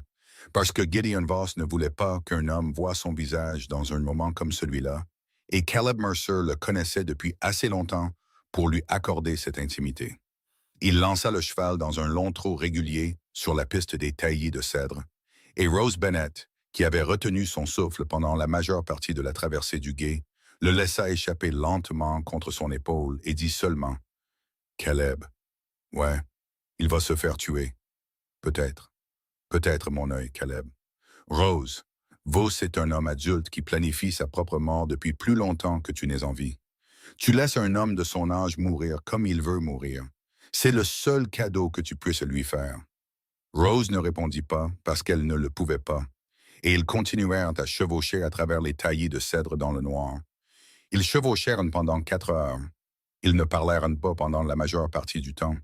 Ils n'étaient pas un duo bavard aux longues trottes. Caleb regardait le sol. Rose regardait le ciel. Les étoiles bougeaient comme elles avaient bougé chaque été de sa vie, et elle réalisa vers 4h30 du matin qu'elle n'avait jamais regardé les étoiles de l'extérieur d'une maison auparavant. Elle les avait regardées à travers une fenêtre, à travers un rideau de salon, à travers la vitre au-dessus d'une table à manger. Elle n'avait jamais, en 26 ans, levé les yeux vers le ciel ouvert depuis le dos d'un cheval et eu le ciel comme une chose qui lui appartenait. Elle faillit le dire à Caleb. Elle ne le dit pas. Elle le classa comme elle avait classé l'autre sentiment à la table, pour plus tard. Au lever du soleil, ils sortirent des taillis de cèdre sur une haute crête et Caleb arrêta le cheval. En dessous d'eux, le pays s'ouvrait sur de l'herbe sèche de juillet sur 20 miles et plus loin, la ligne de Cheyenne se dessinait comme un fil sombre à l'horizon nord. Rose. Oui, 2 jours jusqu'à Cheyenne à ce rythme. Pouvons-nous pousser plus fort? Pas avec 2 sur un cheval. Caleb. Ouais. Combien pesez-vous? Il jeta un coup d'œil par-dessus son épaule. Rose. Répondez à la question, Caleb Mercer. 5,80. Et je pèse 200 dex. Rose. Caleb, je me suis pesé tous les dimanches de ma vie d'adulte parce que mon père m'y obligeait. Je pèse 210 livres depuis que j'ai 19 ans. Ce cheval porte 390 livres et 2 selles d'équipement. Ce cheval ne peut pas faire 2 jours au rythme dont nous avons besoin. Vous le savez. Je le sais. Rose. Caleb, à la prochaine ferme que nous croiserons, nous achèterons un 2e cheval ou nous en volerons un. Peu m'importe. J'ai l'alliance de ma mère dans l'ourlet de cette robe. Elle est en or. Elle vaut 60 $. Nous l'échangerons. Rose. Quoi? L'alliance de votre mère. Ma mère voudrait que je vive, Caleb. Ma mère est morte de honte dans la maison de mon père. Elle échangerait une bague contre un cheval qui emmène sa fille hors de ce comté. Elle échangerait 10 bagues. Caleb resta silencieux un instant. D'accord, Rose. D'accord. Ils trouvèrent la ferme vers 7 heures. Une petite ferme modeste, des poules dans la cour, une femme étendant du linge, 2 enfants pieds nus à la pompe. Rose descendit du cheval la première, car un homme arrivant à une ferme à 7 heures du matin est une menace. Et une femme grosse avec un cou meurtri et une robe déchirée marchant vers une ferme à 7 heures du matin est une histoire. Et la femme qui étendait le linge se figea, les mains pleines de coton mouillé. Madame, mademoiselle, je m'appelle Rose, j'ai été pendue hier matin par mon père et voici l'homme qui a coupé la corde de mon cou et nous avons besoin d'un cheval. Et j'ai une bague en or d'une valeur de 60 $. Et je préférerais la donner à une femme plutôt que de mourir sur la piste, parce que le seul cheval de mon homme nous portait tous les deux. La femme la fixa pendant 4 bonnes secondes. Puis elle laissa tomber le coton mouillé dans le panier, s'essuya les mains sur son tablier et dit « Enfant, viens sur le porche manger quelque chose pendant que mon mari scelle le grille. »« Madame, j'ai dit de venir sur ce porche, enfant. Tu es la deuxième femme ce mois-ci à frapper à ma porte avec une marque de corde, et je n'ai pas renvoyé la première, et je ne vais pas te renvoyer non plus. La bague en or. Seigneur, aie pitié, remets cette bague dans ta robe, enfant. Je ne prends pas les alliances des femmes qui fuient pour leur vie. Je prends une histoire. Tu me payes avec l'histoire. Tu me la racontes pendant que mon homme selle ce cheval, et quand tu seras parti, je la raconterai à nouveau à chaque femme qui passera sur cette route, et c'est comme ça qu'elle sera racontée. C'est mon prix. Maintenant, viens sur le porche. Rose monta sur le porche. Elle mangea un biscuit et but une tasse de café et raconta à une fermière en 60 secondes ce qu'elle n'avait pas pu dire à personne en 26 ans. Et la fermière écouta sans jamais l'interrompre. Et quand Rose eut fini, la fermière tendit la main par-dessus la table et posa sa main rugueuse sur la main douce de Rose et dit « Enfant, mon nom est Hannah Doyle, et j'ai enterré une sœur à cause de ce genre d'homme il y a 19 ans dans ce même comté, et j'attends depuis qu'une Rose Bennett monte les marches de mon porche. Va, vite, et quand tu arriveras où que tu ailles et qu'on te demandera qui t'a aidé, tu leur diras Hannah Doyle, et tu leur diras qu'elle n'a pas pris la bague. » Rose embrassa Hannah Doyle sur la joue. Elle se leva. Elle ne pleura pas. Le mari avait scellé une jument grise aux longues jambes qui était plus âgée qu'elle n'en avait l'air et plus rapide qu'elle n'en avait le droit. Et Caleb Mercer jeta un coup d'œil à la jument et hocha la tête une fois, ce qui était le plus grand compliment que Caleb Mercer faisait à un animal. Ils quittèrent la cour des Doyle à 7h40 du matin. Ils firent 40 miles avant le coucher du soleil. Ils dormirent 3 heures dans un ravin sec, dos à dos, le fusil de Caleb sur ses genoux et la main de Rose enroulée dans le tissu de sa manche, car elle avait découvert vers minuit qu'elle pouvait dormir si elle le touchait et ne pouvait pas dormir si elle ne le touchait pas. Et Caleb n'avait pas commenté cette découverte, car il n'y avait rien d'utile à dire à ce sujet. À l'aube du samedi, ils repartirent. À midi, ils rencontrèrent des ennuis. 4 cavaliers sur la piste devant eux, étalés, immobiles. Caleb, je les vois. Qui? Je ne sais pas. Ils ne ressemblent pas à des hommes de Red Hollow. Des chasseurs de primes. Des chasseurs de prime. La vis à 50 $. La vis à 50 $. L'estomac de Rose se noie. Caleb. Rose. Elles sont 4. Oui. Et vous êtes seul. Oui. Caleb. Rose. Caleb, vous n'avez pas à mourir sur cette épaisse pour un registre. Rose, regardez-moi. Elle ne pouvait pas. Elle y était derrière lui. Rose, posez votre menton sur mon épaule et regardez-moi du coin de l'œil. C'est ça. Écoutez, je ne suis pas descendu de cette montagne pour mourir à mi-chemin de Cheyenne. Je suis descendu pour mettre votre père sur une chaise fédérale. Je vais le faire. Ces 4 hommes vont faire l'une des 2 choses. Ils vont nous laisser passer, ce qu'ils ne feront pas, ou ils vont essayer de vous prendre pour 50 $ chacun, ce qu'ils feront, et quand ils essaieront, ils découvriront qu'un homme qui a attendu 11 ans pour tirer sur un cavalier de Harrow terre plus droit qu'un homme qui a attendu 11 minutes. Me comprenez-vous? Oui? Vous prenez le registre, vous descendez de la jument, vous allez dans ces rochers à gauche. Vous ne sortez pas de ces rochers avant que j'appelle votre nom. Si je n'appelle pas votre nom, vous marchez vers le nord. Vous ne vous arrêtez pas, vous ne vous retournez pas. Vous marchez jusqu'à ce qu'un étranger vous trouve et vous donnez à cet étranger le registre, et vous dites à cet étranger Marshall Hollis à Cheyenne, et vous ne versez pas une seule larme pour moi avant d'être sur les marches de ce bâtiment fédéral. Me comprenez-vous, Rose Bennett? Caleb Mercer. Me comprenez-vous? Oui. Bien. Elle glissa de la jument. Elle prit le registre. Elle marcha dans les rochers à gauche. Elle ne se retourna pas, parce qu'il lui avait dit de ne pas le faire, et elle s'était promis à la table de la cabane de berger qu'elle n'allait pas discuter avec le seul homme sur terre qui avait gagné le droit de lui donner un ordre. Elle s'accroupit dans les rochers. Elle compta sa propre respiration. Elle entendit les 4 cavaliers appeler. Elle entendit Caleb répondre. Elle entendit l'un d'eux rire du rire d'un homme qui croit avoir le nombre pour lui. Et puis elle entendit Caleb Mercer dire de la voix calme du dimanche qu'il avait utilisé sur la place 2 jours plus tôt quand il avait pointé un fusil sur son père. « Les gars, je ne vous le demanderai pas 2 fois. Partez. » Elle entendit le premier coup de feu. Elle entendit le deuxième coup de feu. Elle entendit le troisième. Elle entendit le quatrième. Elle entendit un cinquième qui ne ressemblait pas au fusil de Caleb. Elle entendit un sixième qui y ressemblait. Puis le silence. Rose Bennett dans les rochers avec le registre de son père contre sa poitrine et l'alliance de sa mère dans son ourlet, ferma les yeux et dit la première prière qu'elle avait dite depuis ses 13 ans, et elle ne contenait que 3 mots, et c'était la seule prière qui lui restait. Les 3 mots étaient « S'il vous plaît, mon Dieu, s'il vous plaît ». Puis elle entendit des pas dans la poussière, une paire de pas venant vers les rochers. Elle ne respira pas. « Rose !» Sa voix. « Rose, sortez !» Elle sortit. Caleb Mercer se tenait sur la piste avec du sang sur sa manche gauche et son fusil dans sa main droite, et les 4 hommes sur la piste n'étaient plus debout. Et le visage de Caleb était le visage d'un homme qui avait fait une chose qu'il était prêt à faire depuis 11 ans et qui n'était pas. Que Dieu lui pardonne, désolé de l'avoir faite. « Caleb, je vais bien. Votre bras est raflé, je vais bien. » Rose, oui. On y va. Caleb. Rose, on y va. Maintenant, ces coups de feu portent. Quelqu'un les a entendus. On y va. Elle monta derrière lui sur la jument grise parce que l'autre cheval avait pris une balle dans le cou et était parti. Et elle pressa sa joue contre son dos. Et elle sentit son cœur battre fort sous sa joue. Et elle ne lui demanda pas comment il se sentait parce qu'elle avait appris en 48 heures que Caleb Mercer ne répondait pas à cette question et ne voulait pas qu'on la lui pose. Ils partirent.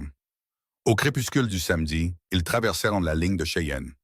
À 10 heures le dimanche matin, Rose Bennett monta les marches d'un bâtiment fédéral à Cheyenne, Wyoming, avec un registre relié en cuir contre sa poitrine et un homme des montagnes à son épaule droite.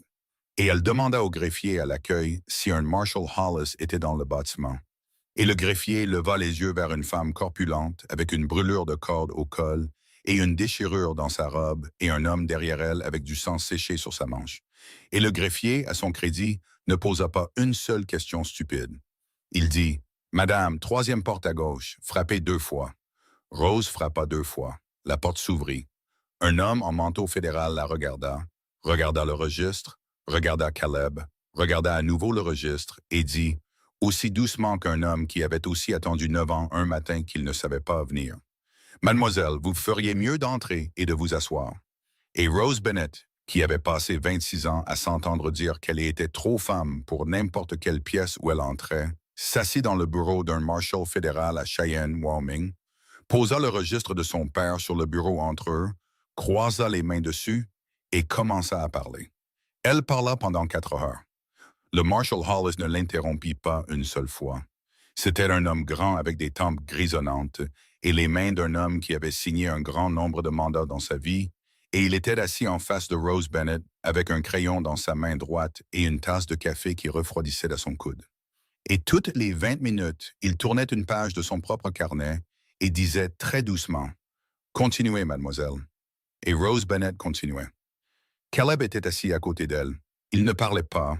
On lui avait dit une fois au début de l'heure qu'il pouvait partir voir un médecin pour son bras, et il avait répondu, « Je verrai un médecin quand cette femme aura fini de parler, monsieur, et pas 1 minute avant. » Et le Marshal Hollis avait hoché la tête comme si c'était la réponse qu'il attendait, et personne n'avait soulevé le sujet à nouveau. À 2 heures de l'après-midi, Rose ferma le registre. « Monsieur, mademoiselle, c'est ce que je sais. C'est ce que je peux prouver. Il y a plus que je soupçonne. Il y a plus que je peux deviner. Je ne vous ai rien dit des suppositions. Je ne vous ai dit que ce que je peux jurer sur le livre dans une salle d'audience. » Le Marshal Hollis posa son crayon. Il la regarda longuement. Mademoiselle Bennett? Oui, monsieur. En 22 ans de service fédéral, j'ai pris 4 dépositions dans ma vie qui valaient plus que la vôtre. J'en ai pris une qui était égale. Je n'en ai pris aucune qui était meilleure. Comprenez-vous ce que je vous dis? Oui, monsieur. Je vous dis que votre père va s'asseoir sur une chaise fédérale avant Noël. Rose ne pleura pas. Elle avait décidé au passage du ruisseau le jeudi soir qu'elle n'allait pas pleurer pour son père avant le jour de sa condamnation, et une femme qui avait porté une promesse aussi longtemps n'allait pas la dépenser dans le bureau d'un marshal un dimanche après-midi. Merci, monsieur. Mademoiselle Bennett, j'ai une dernière question et j'aimerais la poser avant d'envoyer chercher un médecin pour monsieur Mercer. Oui, monsieur. Êtes-vous prête à y retourner? Rose devint très immobile. Retourner, monsieur? Retourner à Red Hollow, avec moi, avec un mandat fédéral, avec 6 adjoints? Je peux arrêter votre père sur papier depuis ce bureau demain matin et envoyer un cavalier. Et il sera dans une cellule d'ici mercredi. C'est la voie légale. Ça marche. Mais ce n'est pas la même chose, mademoiselle. Et je pense que vous savez que ce n'est pas la même chose. Ce n'est pas la même chose qu'une fille montant les marches du tribunal de son propre père à ses côtés et disant à la ville ce qu'il a fait. Monsieur, je ne vais pas vous le demander 2 fois.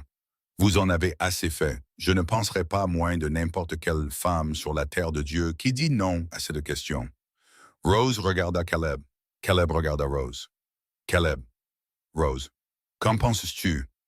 Rose Bennett, je n'ai pas eu une pensée sur vous en 3 jours que vous n'ayez pas déjà eu en premier. Je ne vais pas commencer. Caleb, Rose, si vous voulez retourner à Red Hollow, je viens avec vous. Si vous ne voulez pas retourner à Red Hollow, nous quittons Scatterville demain matin et nous ne regardons plus vers le sud. Je me tiendrai dans la direction que vous choisirez. Fin de la phrase. Rose se tourna vers le marshal. Monsieur? Oui, mademoiselle. J'y retournerai. Mademoiselle Bennett. J'y retournerai, monsieur. Je ne suis pas venu si loin pour laisser mon père être arrêté dans sa cuisine. Je ne suis pas venu si loin pour laisser la ville lire son histoire dans un journal de Denver 3 semaines après les faits. Je suis venu si loin pour entrer dans la place de mon père un mardi matin de juillet et dire aux gens qui l'ont regardé pendre un panneau autour de mon cou que le panneau était un mensonge. J'y retourne, monsieur. Le Marshal Hollis ferma son carnet. Mercredi. Mercredi, monsieur. Mercredi matin, 9 heures. Nous quittons Cheyenne à l'aube. Nous atteignons Red Hollow en milieu d'après-midi. J'aurai 6 hommes. J'aimerais monsieur Mercer à ma droite. J'aimerais que vous soyez à l'avant, mademoiselle, mais derrière mon cheval, pouce devant. Et quand je descendrai de cheval sur la place, je m'écarterai et vous vous avancerez et la ville vous verra en premier. Oui, monsieur. Monsieur Mercer. Monsieur, faites soigner ce bras. Oui, monsieur. Et monsieur Mercer? Monsieur, il y a 11 ans, j'ai reçu une lettre d'un garçon nommé Caleb Mercer à propos d'un frère nommé Noah Mercer. Je n'ai pas répondu à cette lettre. Je ne pouvais pas répondre à cette lettre parce que les preuves qu'elle contenait étaient circonstancielles, et un marshal fédéral ne répond pas aux lettres circonstancielles. J'ai pensé à cette lettre chaque Noël de ma vie depuis. Je vous le dis maintenant parce que je ne veux pas vous le dire sur la place mercredi devant la file. Je vous le dis maintenant, je suis désolé.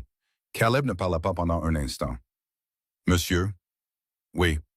Le nom de mon frère était Noah. Oui, monsieur Mercer, je me souviens que c'était le cas.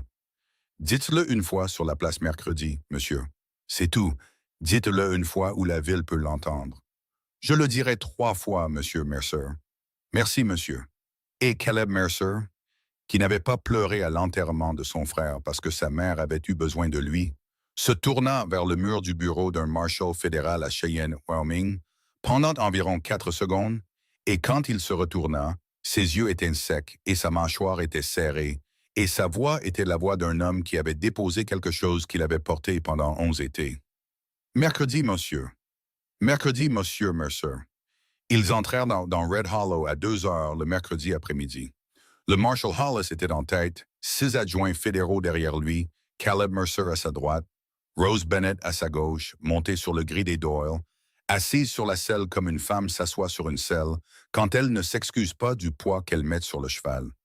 Elle portait une robe propre que la femme du Marshal lui avait prêtée à Cheyenne en coton uni couleur blé, et ses cheveux étaient relevés en un simple chignon que sa mère lui avait appris quand elle avait 8 ans Et elle avait décidé pendant le trajet qu'elle n'allait pas se faire plus belle que ça parce qu'elle n'entrait pas à Red Hollow comme une étrangère. Elle entrait comme elle-même. La ville les vit sur la route nord avant qu'ils n'atteignent la place. La nouvelle les précéda comme la nouvelle précédait toujours une colonne fédérale dans une petite ville. Un garçon courut. Une femme cria. Une cloche commença à sonner à l'église méthodiste, puis s'arrêta parce que personne à Red Hollow ne savait si une cloche était le son approprié pour ce qui allait se passer. Au moment où les cavaliers atteignirent la place était pleine. Silas Harrow était sur son porche. Il portait son manteau noir. Il portait sa chemise blanche. Il était rasé de près comme il l'avait été chaque jour de sa vie professionnelle, et il tenait une tasse de café dans sa main gauche comme un homme tient une tasse de café quand il veut qu'une ville croie qu'il n'a pas peur. Il vit la colonne. Il vit sa fille. Sa tasse de café ne trembla pas. C'était la chose que Rose avait guettée sur 9 pâtés de maison, et la tasse ne trembla pas. Elle comprit tout de suite que son père allait encore essayer de gagner. Il allait encore faire un discours. Il allait encore dire à la ville que sa fille était malade, que l'homme des montagnes l'avait utilisée, que la colonne fédérale avait été trompée par un registre qui avait été falsifié, et il allait le dire de la même voix douce et mesurée qu'il avait utilisée chaque jour de sa vie, parce que cette voix avait fonctionné pour lui pendant 31 ans, et il ne croyait pas qu'une autre voix existait. Il posa la tasse de café sur la rampe du porche. « Messieurs », le Marshal Hollis ne lui répondit pas. « Marshal, je sais qui vous êtes. Je vous attendais, cependant. Je l'avoue, pas aujourd'hui. Ma fille, Juge Harrow, ma fille n'est pas bien. Marshal, elle était sous les soins. Juge Harrow, d'un médecin à Denver et elle a été enlevée de cette ville. Juge Harrow, fermez votre bouche. » La place devint silencieuse. On n'avait pas dit à Silas Harrow de fermer sa bouche depuis 21 ans. « Marshal, Juge Harrow, vous êtes en état d'arrestation fédérale. Les charges vous seront lues dans une salle d'audience de Cheyenne. Vous avez le droit de garder le silence. Je vais vous suggérer d'exercer ce droit car chaque mot que vous direz à partir de ce moment sera noté par mon greffier et utilisé contre vous. Me comprenez-vous, monsieur? Marshal, j'exige. Juge Harrow, me comprenez-vous, monsieur? Harrow ne répondit pas. C'est alors que Rose Bennett avança son cheval, dépassant le Marshal, dépassant Caleb Mercer, et se plaça seule au centre de la place. Elle ne descendit pas de cheval. Elle voulait que la ville la voie en hauteur, parce que la ville l'avait vue pour la dernière fois en bas. Red Hollow. Sa voix porta.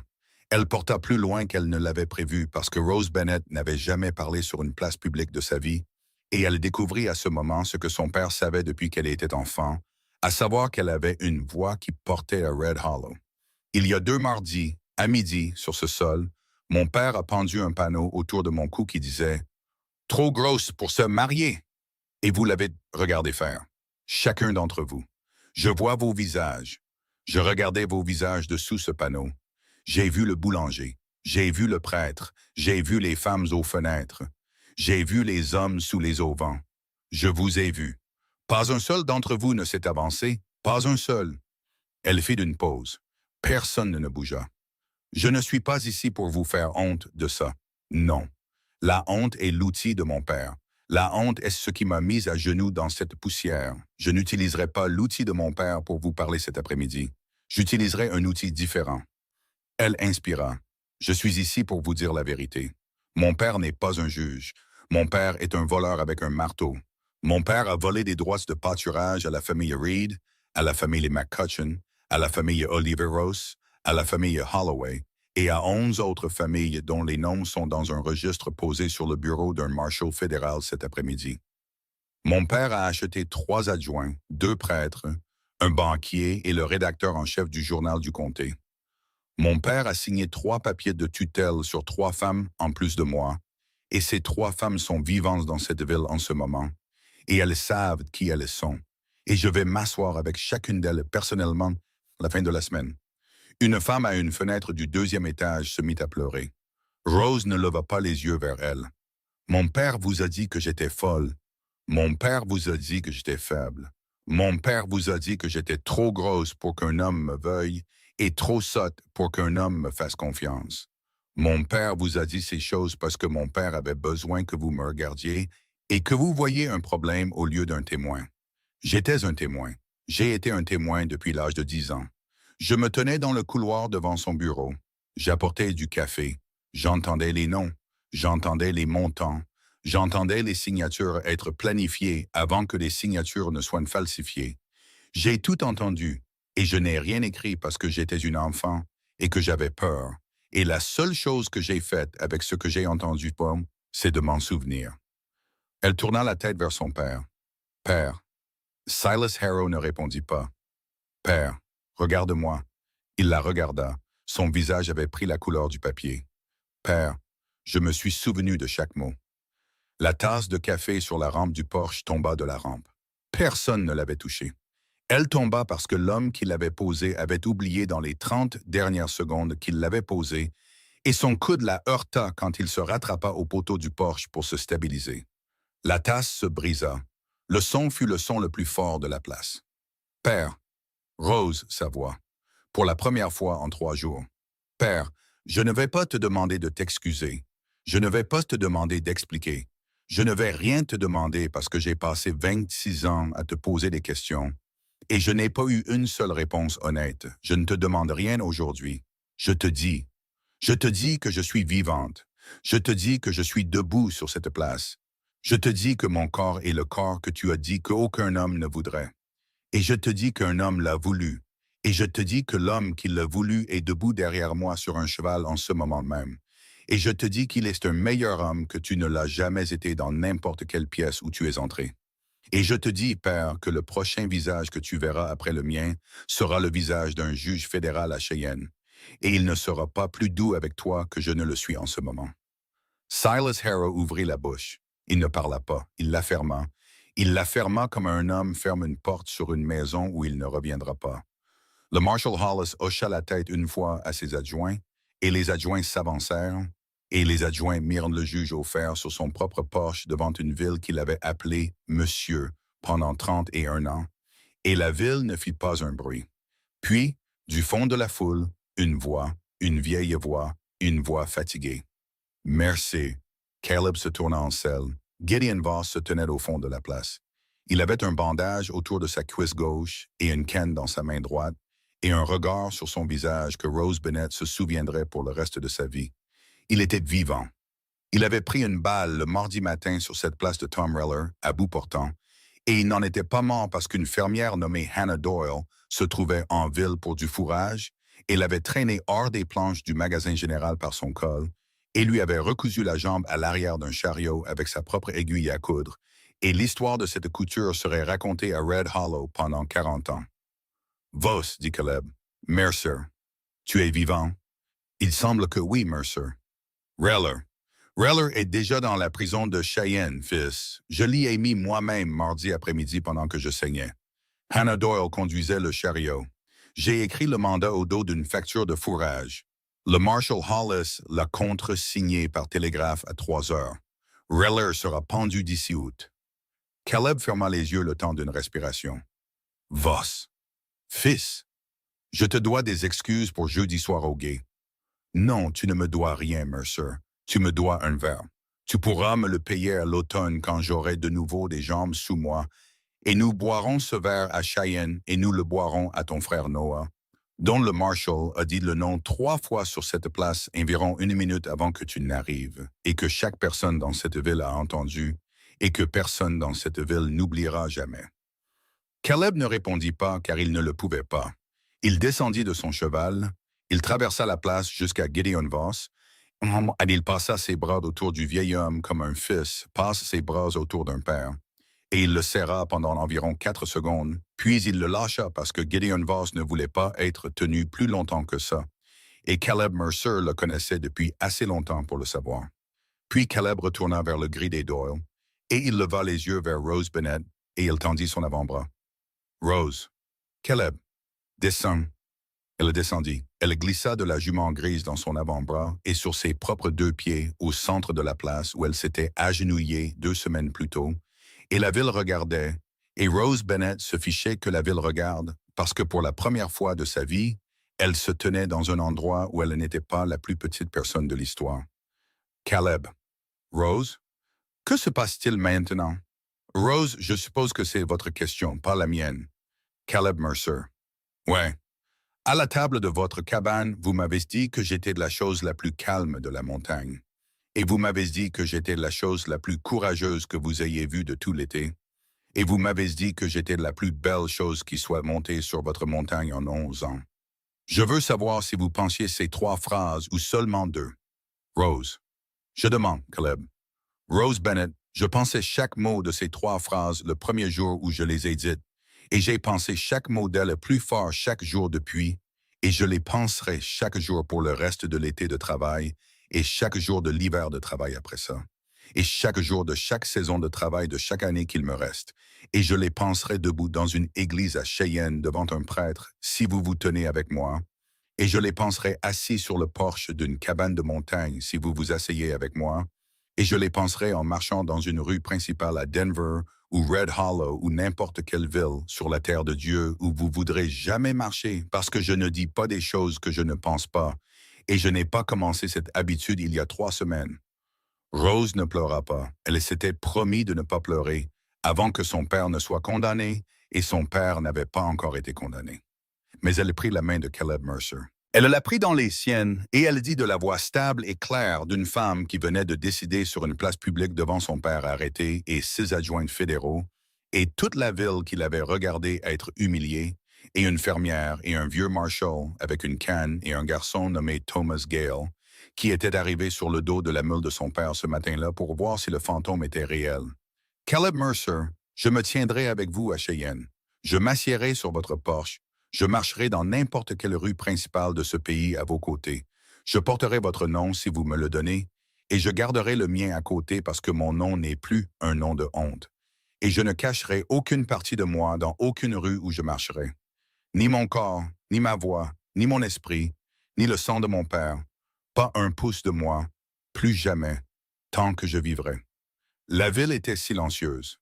Quelque part, un enfant posa une question, et sa mère le fit taire, et Silas Harrow, au fer sur son propre porche, regarda sa fille prendre la main d'un homme des montagnes sur la place qui avait été construite sur son autorité. Et Silas Harrow comprit pour la première fois en 31 ans qu'il y avait au moins une pièce sur terre qui ne lui appartenait pas et ne lui appartiendrait plus, et qui, en fait, ne lui avait jamais appartenu du tout parce qu'elle avait toujours appartenu aux gens qui s'y trouvaient, et les gens qui s'y trouvaient s'en étaient enfin souvenus. Ils se marièrent à Cheyenne le premier dimanche d'août. Hannah Doyle fut le témoin de Rose. Gideon Voss, avec une canne, fut le témoin de Caleb. Ellen Holloway vint de Red Hollow en diligence avec son frère Peter et le chien Biscuit, et le chien assista à toute la cérémonie sans aboyer une seule fois, ce que Hannah Doyle dit plus tard être le chien le mieux élevé qu'elle ait jamais vu à un mariage en 43 ans de présence à des mariages. Silas Harrow fut condamné en octobre, 22 ans. Il ne regarda pas sa fille quand la sentence fut lue. Sa fille le regarda tout le temps. Elle ne pleura pas.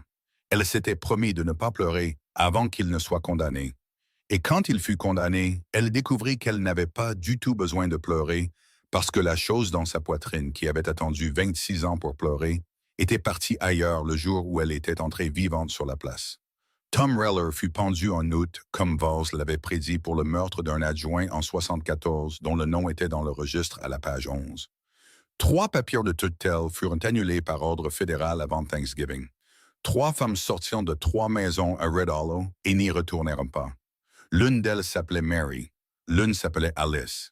L'une ne donna pas son nom pour le journal et Rose Bennett, qui savait exactement de quelle femme il s'agissait, ne dit jamais le nom à voix haute parce qu'une femme a le droit de garder le nom qu'elle ne donne pas. Ellen Holloway déménagea à Cheyenne au printemps et étudia le droit dans le bureau du procureur fédéral qui avait jugé l'employeur de son ancien employeur, et qu'elle fut admise au barreau du Wyoming en 1883, ce qui fit d'elle la 4e femme admise à ce barreau et la première du comté de Red Hollow.